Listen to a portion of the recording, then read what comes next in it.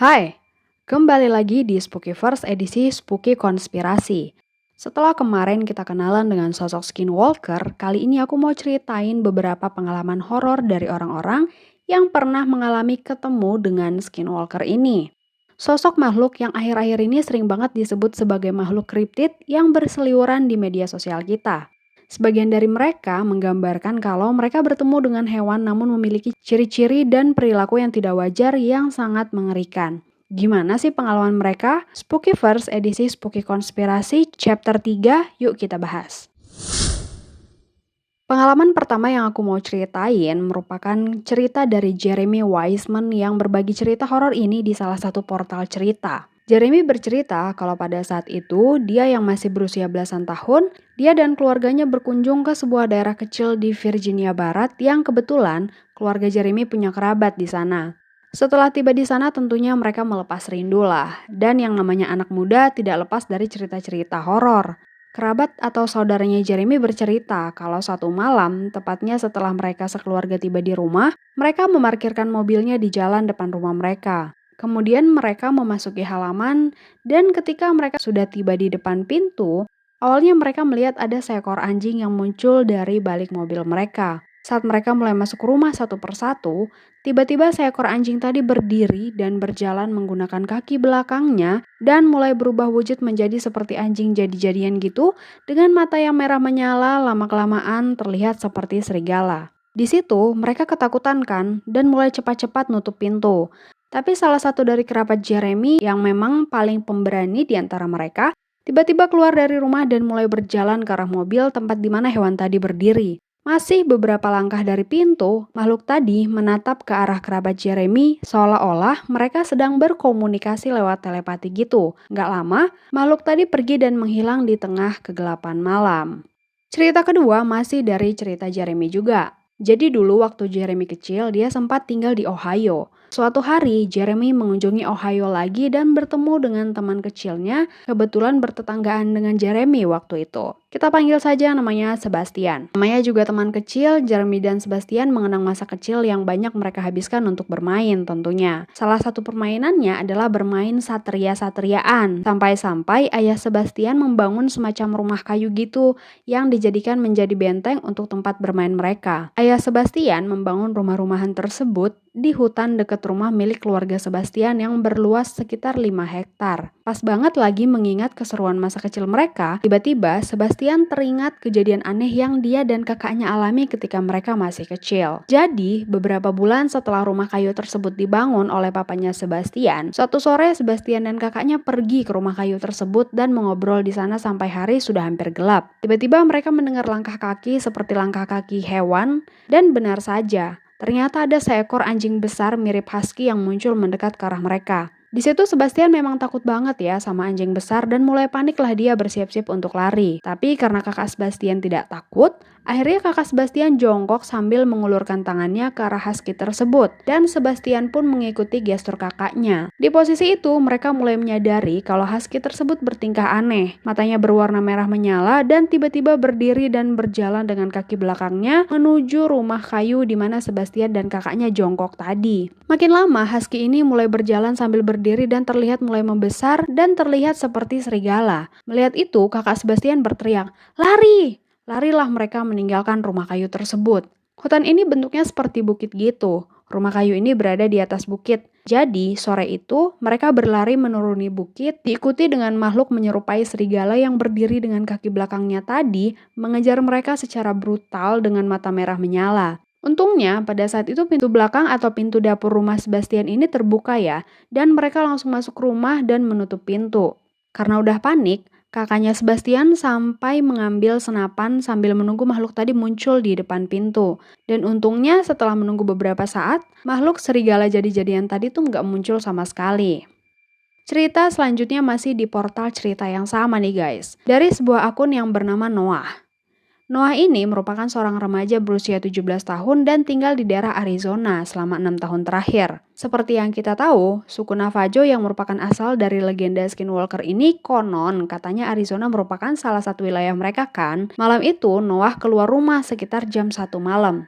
Dia suka banget menatap langit yang katanya malam itu cukup cerah, melihat bintang jatuh, komet lewat, pokoknya dia sengaja keluar tengah malam untuk menikmati keindahan langit itu. Kebetulan Noah duduk-duduk di pinggir jalan raya, berjarak sekitar 10 meter dari pintu rumah dia. Di seberang rumah Noah ini tuh ada hutan seluas 5 hektar gitulah. Pas asik-asik duduk di jalan sambil menatap langit, tiba-tiba Noah mendengar ada suara aneh seperti suara dahan atau ranting yang patah atau semacamnya lah. Suara itu berasal dari hutan seberang rumah Noah dan asal suara tersebut diperkirakan berjarak sekitar 100 meter dari tempat Noah duduk. Di situ awalnya Noah tidak menghiraukan karena suaranya jauh kan. Lama-kelamaan Noah tuh mulai punya firasat buruk. Dia berpikir, kok suaranya lumayan jauh bisa kedengaran ya sama Noah. Mulai gak enak lah perasaan Noah di situ. Jadi Noah ini memang anak yang suka ngebaca tentang skinwalker gitu guys. Dan dari buku yang Noah pernah baca, katanya kalau semakin jauh suara skinwalker itu terdengar, maka semakin dekat pula jaraknya dengan kita. Paniklah Noah di situ kan. Cuma selang beberapa detik setelah bergumam, Noah mendengar lagi tuh suara-suara aneh. Kali ini dari sebelah kiri rumahnya yang berjarak sekitar 15 meteran. Di situ Noah merasa kalau suara itu terdengar aneh, bukan suara dari kelinci hutan atau anjing hutan yang biasa dia dengar. Karena selama 6 tahun Noah tinggal di Arizona, dia sering banget keluar tengah malam dan sering bertemu dengan hewan hutan di sekitar rumahnya. Noah mulai ketakutan di situ, mulai muncul firasat-firasat buruk di dalam hatinya. Selang beberapa detik suara tersebut hilang, gak berapa lama muncul lagi nih yang membuat jantung Noah semakin berdegup kencang. Masih dari sumber suara yang sama, tiba-tiba Noah mendengar samar-samar suara anak perempuan. Tapi Noah kurang jelas nih mendengar anak itu bicara apa. Ah sudahlah, mungkin salah dengar, pikir Noah. Ternyata suara itu muncul lagi, tapi kali ini suaranya semakin jelas di telinga Noah. Yang tadinya samar-samar, sekarang Noah mendengar dengan jelas suara anak perempuan itu. Noah. Di situ Noah kaget dan ketakutan, bahkan kata Noah, dia nggak pernah merasa sangat ketakutan seperti kali ini. Tanpa pikir panjang, Noah langsung bergegas meninggalkan jalan raya menuju pintu rumah yang berjarak hanya sekitar 10 meter dari tempat dia duduk. Waktu itu Noah mengingat satu cerita lagi nih tentang skinwalker yang pernah dia baca di buku. Kalau katanya, skinwalker ini dapat menyerupai suara manusia untuk memikat mangsanya. Makanya, ketika Noah mendengar suara anak perempuan itu memanggil namanya, dia sangat ketakutan dan membuat jantungnya berdegup kencang, badannya sampai gemetar dan lemas. Dia berusaha berjalan secepat mungkin ke arah pintu rumahnya, karena Noah nggak kuat lagi untuk berlari saking takutnya. Begitu Noah tiba di depan pintu rumahnya, tiba-tiba dia mendengar suara kerikil yang seperti diinjak berjarak 5 meteran dari pintu. Di situ Noah ingin sekali berteriak atau sekadar minta tolong, tapi dia menahan suaranya agar tidak berisik. Pas Noah menoleh ke arah sumber suara tersebut, dia tidak melihat siapapun di sana.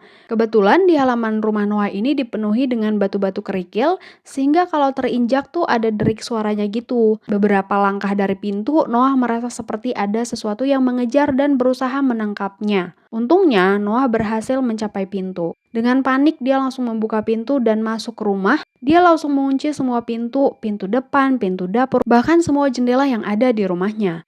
Sebenarnya ada alasan kenapa Noah menahan untuk tidak berteriak, karena katanya kalau dia berteriak itu bisa membuat keadaan menjadi semakin memburuk.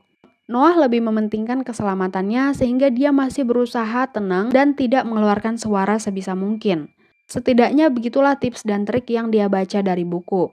Untungnya Noah berhasil. Tadinya Noah pikir kalau masalahnya sudah selesai kan, tapi sayangnya berbanding terbalik dengan firasat Noah. Setelah berada di dalam rumah dan mengunci pintu, Noah merasa masih sangat ketakutan. Firasatnya tuh kuat banget kalau akan ada hal buruk lagi setelah kejadian tadi. Karena masih ketakutan, akhirnya dia pergi ke kamar adik perempuannya. Di situ adik perempuan Noah yang sudah tertidur sempat terbangun mendengar suara pintu. Noah minta izin untuk stay sebentar di kamar adiknya dan adiknya pun mengizinkan, kemudian kembali tidur. Duduklah Noah di karpet depan kasur adiknya, sambil berdoa dan berharap agar tidak ada lagi kejadian buruk yang terjadi. Kamar adik Noah ini tuh ada sebuah jendela kaca yang menghadap ke halaman belakang rumah mereka. Biasanya adiknya selalu menutup jendela tersebut dengan tirai kalau malam hari. Tapi malam itu tirainya tuh copot sehingga jelas banget Noah bisa melihat halaman belakang yang gelap dan mengerikan.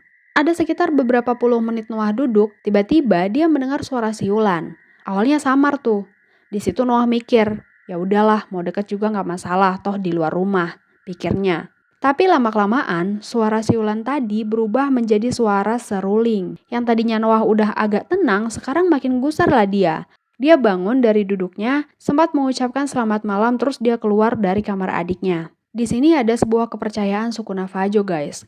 Kalau tiba-tiba kalian dengar ada siulan dan lama-lama berubah menjadi suara seruling, itu menandakan kalau skinwalker sedang ada di sekitar kita.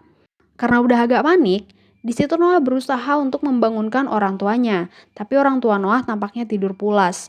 Jadi hanya tersisa Noah yang masih bangun malam itu. Di tengah kepanikannya dia menyalakan semua lampu yang ada di rumah dan duduk di bar dapur. Gak lama, Noah mendengar lagi suara derik kerikil di halaman rumahnya seperti yang dia dengar tadi di luar. Sangat terdengar jelas kata Noah seperti ada seseorang yang berjalan mengelilingi rumah mereka. Terdengar suara ketukan pintu dapur. Semakin lama, suaranya semakin sering. Pintu dapur Noah ini kebetulan pintu kaca gitu. Untungnya pintu kaca maupun jendela di rumah semuanya ditutupi tirai gitu. Noah memutuskan untuk nggak mau kepo ya.